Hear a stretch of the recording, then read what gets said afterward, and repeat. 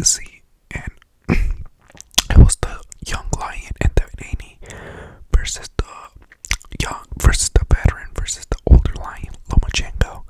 So and Tank Davis versus Ryan Garcia. That was mostly like an event, you could say, because it was basically because all the casuals, they all know who they are, and definitely it sold out, and it was a big event. But I don't know, it depends how you look at it. But I put Loma versus Haney was the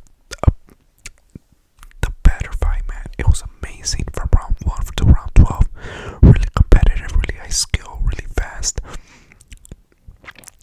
Many people thought it was a robbery, which in my opinion it wasn't. In a lot of people's opinion, like Max Kellerman, Dan Rafael, the people from ESPN, even when Sugar Stevenson said, "Oh, it was a robbery," even Bernardo Osana, who was interviewing Sugar, he even looked shocked. Even George Testosterone, who doesn't even like Devin Haney, neither does Max, they all said it wasn't really like a robbery. Now, if you're saying that the fight was close, then you cannot call it a robbery, because you're pretty much saying, oh, it could have gone either way. Now, Timothy Bradley was sucking Lomachenko's dick in the fucking commentary. And then, like, Sugar, excuse me, then Sugar and Timothy Bradley, they changed opinion. Now they say, oh, there were many swing rounds. But Timothy Bradley says, if you have an 8-4, you cannot watch, you have to stop watching box. Timothy Bradley, something's wrong with him, man. But anyways, I personally gave it to Devin Haney 7-5, 113, 150. I watched it like at least 4 times already.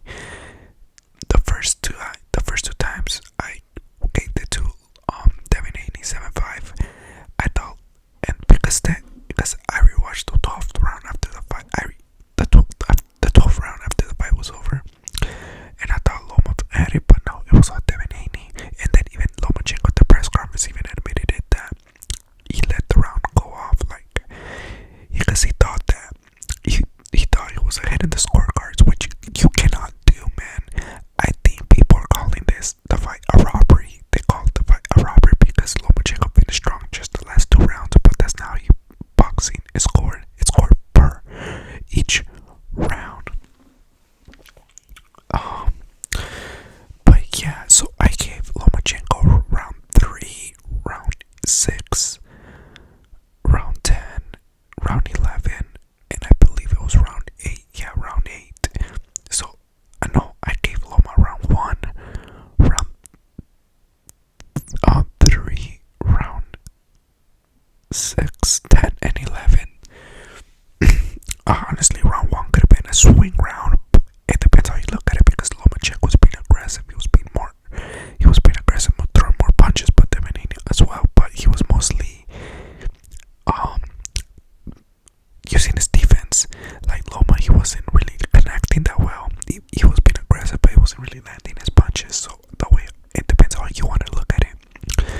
Devin Haney's defense is mostly on his feet. He has really good footwork. He has a good jab. And he was hitting Loma with beautiful body shots, and I think that's what played a big role in the fight. Loma is showed that he still has it. He kind of reminded me like fucking LeBron James, man. Loma's 35 years old, but he was fighting like it was fucking like 28. Obviously, Devin Haney was the favorite to win this fight, and Lomachenko was the underdog. He was coming off from a horrible performance, but he still edged it, in my opinion. Even that with Jermaine Ortiz, people were calling that fight a robbery. I don't think that was a robbery. I think Loma won that fight fair and square, 7-5. With Lomachenko, he starts off too slow. But this fight he started too fast, but it just wasn't enough. Round 12, it was all Devin Haney, man. Even the judges had it 115, 113, 2 of them, and then the other one 114, no, 116, 112.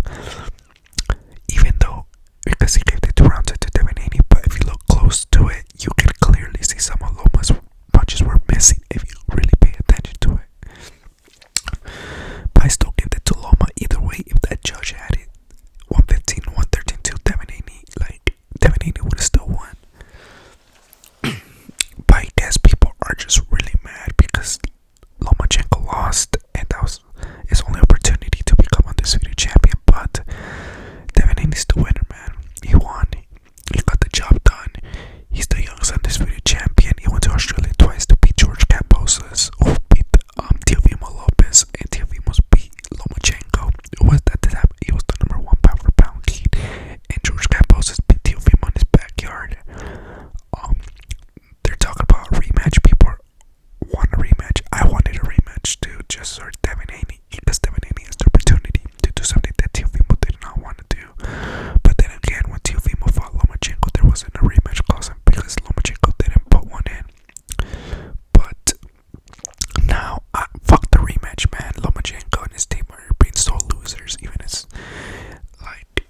fans. Like, I'm just gonna be completely honest here. I'm not gonna lie to my subscribers.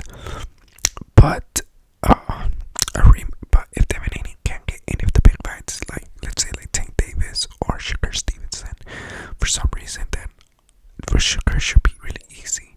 With Tank, I'm pretty sure they're gonna go with the Pitbull Cruz rematch. But if not, then Devin Haney's gonna move up to 140. And they were talking about potentially fighting Regis Progress. So that'll be an amazing fight, honestly. You can't knock that shit out because Devin Haney will be facing a champion who people say he got robbed against Josh Taylor, which was another close fight. I edged it to Josh Taylor 7-5 as well. That's really good shit from Devin Haney. He moves up to 140 and fights Regis Progress for the WBC World Champion. Now, Lomachenko, he's the number one contender for the WBC, and they moved Sugar down to number 2 because Sugar Stevenson was the mandatory. Now, Tank Davis is the WBA number 1 contender, which is Devin Haney's mandatory. So, if I guess they'll probably make Lomachenko for Sugar, and then the winner it's Haney, something like that. I don't know. That'll be interesting fight. I will really take that to see how does Sugar Stevenson does against Lomachenko compared to Devin Haney. I know triangle theories don't work, but I'm just very, very curious. I think Lomachenko could beat some of these guys, but I don't think he could beat a Sugar or a Tank or maybe a Frank Martin, to be honest. I think he could beat the other guys though. I lightweight. If he moves down to 130, I think he could become undisputed there. But there's really good competition at 130 as well. You have Hector Garcia, Joe Cortina, Emmanuel Navarrete, Oscar Valdez, Shaquille Foster. There's really good competition at 130. So I don't know about that, but I'm pretty sure he could become undisputed at 130 though. I always thought the lightweight it was too much weight for him. He was too small for lightweight, but at 130 he looked very good. Now Devin Haney's resume is growing. Yes, he's Gamboa. Yeah, people are saying he might old. He's old. He was washed, but he's still a name, a former champion gold medalist with amateur pedigree from Cuba. He has Jorge Linares, who was a champion, former WA champion. Jojo Diaz, who was a champion at 126 as well, 130. And he beat Tevin Farmer. Now Cambosa's twice, who beat Teofimo, who at the time was at the pound for pound list at number 5. And now he beats Vasily Lomachenko, who was the number 1 pound for pound. And everybody's list, and people were praising and calling him that Bob Aaron was praising him that he hasn't seen a fighter like him since Muhammad Ali, Sugar Ray Robinson, Sugar Ray Leonard, and then Rafael even said that he could easily beat Floyd Mayweather. And Max Kellerman too. They were praising Loma so bad. George Testa's door. Everybody was praising Lomachenko, and Devin Haney beat that man. But it made it look, I wouldn't say easy, but it was a really competitive fight. Like I said, it was all action packed. I really got my money's worth. If you haven't watched the fight for some reason, go watch it. It's on YouTube, I believe. So yeah, so I have the punch status right here. So Lomachenko threw 124, Devin Haney threw 110. Total thrown is 4-5 for Haney, 564 for Lomachenko, percent 27 for Haney, 22 for Loma, jabs landed 20 for Haney, 29 for Lomachenko, jabs thrown 188 for Haney, 250 for Loma, percentage 11 for Haney, 12 for Loma, power land 90 for Haney, 95 for Loma, power thrown 217 for Haney, 314 for Loma, percentage 41 for Haney, 30 for Lomachenko. But I give Devin Haney rounds 2. I gave him round 12, round 9, round 7, round 5, round 2, and 3.